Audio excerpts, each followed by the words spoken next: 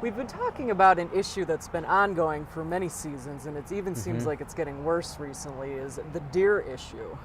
Yeah, it's an ongoing thing. It's been around for a while, and it's not going away right away.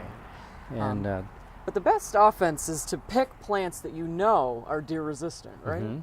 yeah, and interestingly is there's different degrees. Where at your house you might be able to get away with planting a hemlock, Right. and they stay away from it and eat other things. In my house, they may just go and eat it up as high as they can. Right. So it just kind of depends a little bit on the concentration of deer. There's some sections of town that are real bad, Right. and other areas that are so-so. Right.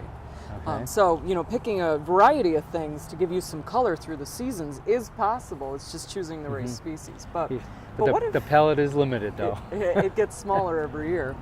But one of the other things is if they're really continuing to eat, what can you do to prevent that a little bit? Well, probably the number one thing is fencing. Right. Fencing does work if it's done properly, and we can talk about at length on how to do it and how big and high and all that. Right. But the other is you've got a repellent in your hand. Yeah, but the key to using the deer repellents like deer scram and whatnot is you're going to have to keep reapplying them. Usually at least once a month, or if we get heavy rains, you're going to want to go out and make sure that you use it again. And it's important to start when the plants are new.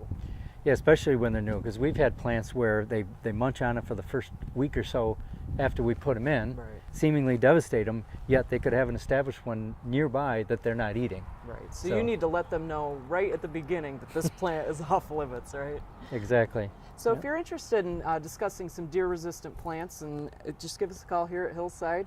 Thank you for joining us. I'm Liz Snyder. And I'm Jim Hotelian, the home gardeners from Hillside Garden and Landscaping.